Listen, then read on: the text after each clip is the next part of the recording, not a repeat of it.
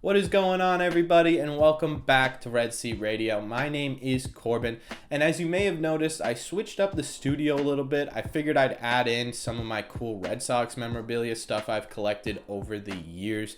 A lot of it is autographed baseball cards and rookie cards and stuff like that. So if you're interested in that kind of stuff, let me know in the comment section down below because I'd love to show off what I've got in the studio. As for MLB news, I told you guys I probably wasn't going to keep track of the MLB lockout days anymore, but there is MLB lockout news going on, and that is that the players and owners are meeting today to talk about the players' counterproposal to the MLB owners' first proposal. It's a lot, but I'm seeing online on Twitter, Reddit, and even on sports radio that people are pretty confident about this meeting, actually. They think there might be a pretty big step in the right direction. Will something get done during this meeting today? Most definitely not, but everyone is kind of hoping that there is a bigger step than just sitting in a room together. The other piece of news I wanted to talk about is that the MLB is going to announce their Hall of Fame inductees tomorrow at 6 p.m. Eastern Time.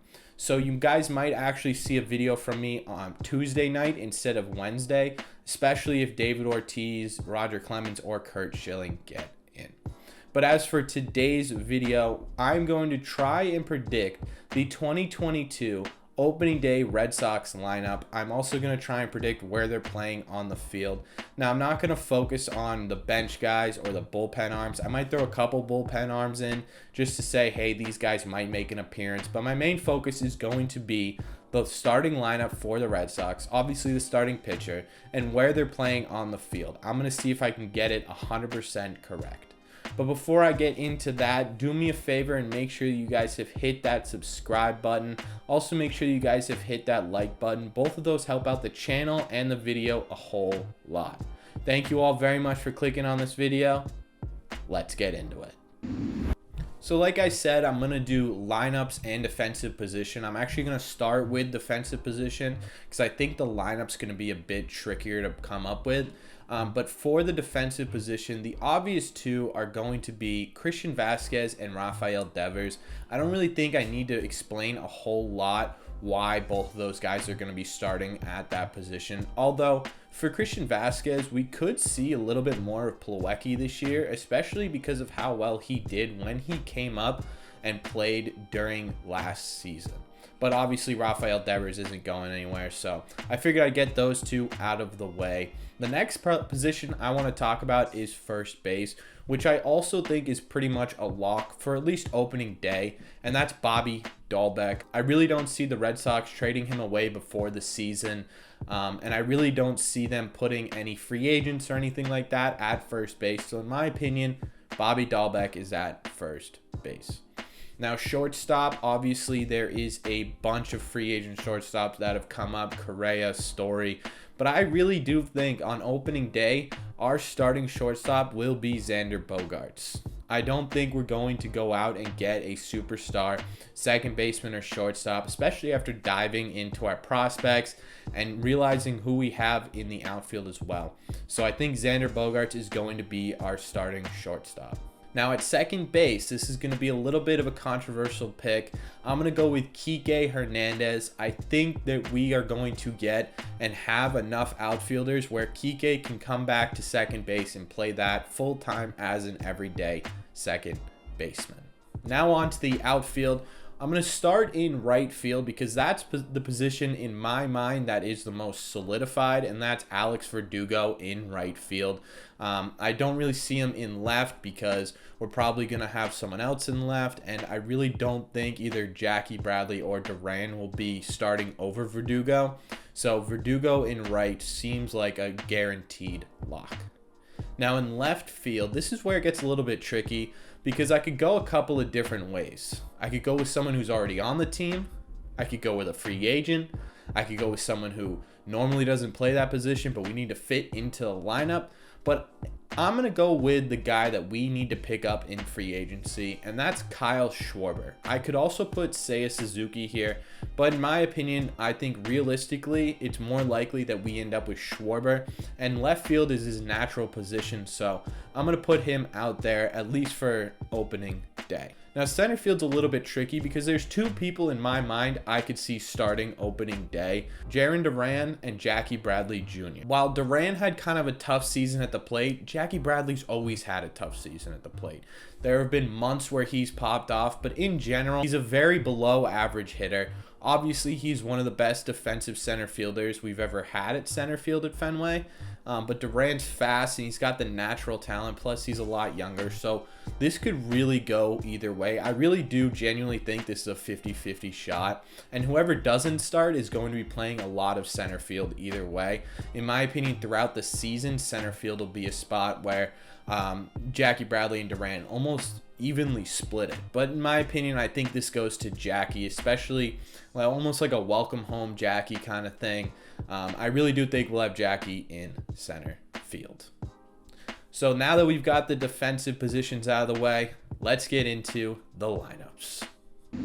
Before I get into the lineups, I do want to say that my starting pitcher for opening day is going to be Nate Eovaldi. It could really be Chris Sale too, but Chris Sale had kind of a tough year last year, and Nate Eovaldi was an absolute workhorse for us in 2021, and I think he deserves to take the bump on opening day.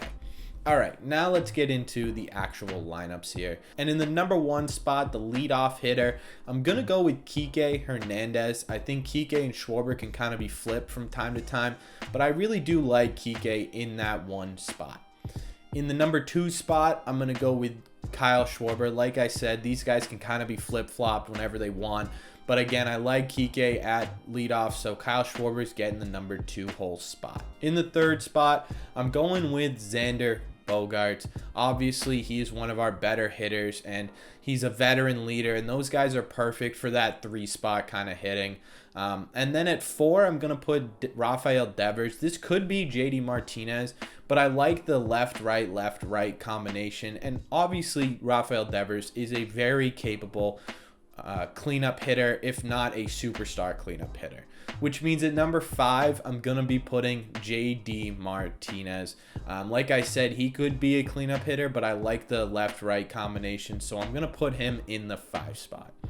With that being said, I'm going to put Alex Verdugo in the 6th spot. I don't think he really has the power to be in the 3-4 hole of our lineup, especially with guys who have a lot more power than him. But he is a great hitter, so I'm going to put him in the 6th spot to kind of wind out the middle of the order. Now in the 7th spot, I'm going to go Bobby Dahlbeck. I think that Bobby's going to have a really good first half of this year, and I think he's going to see himself maybe even move into that 6th spot later on, just because of how well he finished out 2021. But I don't think he's good enough to be over JD, Devers, or Bogaerts, so the 7th spot makes sense. In the 8th spot, strictly because of matchups, I'm going to put Jackie Bradley Jr. over Christian Vasquez, and that makes the entire lineup left, right, left, right, left. And it makes it really difficult for opposing teams' bullpens to figure out who to warm up, because every half inning you're getting a mix of both sides of the plate. And obviously rounding up our lineup in the 9th spot, certainly not our worst hitter by any means, but I'm putting Christian Vasquez there. For some reason, he's usually in the bottom half of the lineup, and I think that's mostly because he is a more contact hitting player. He doesn't hit a ton of home runs, and he's not super fast or anything like that, and we've just got guys who are playing better at hitting than him, so the 9th spot kind of feels right. And obviously, like I said, we've got Nate Eovaldi starting this game.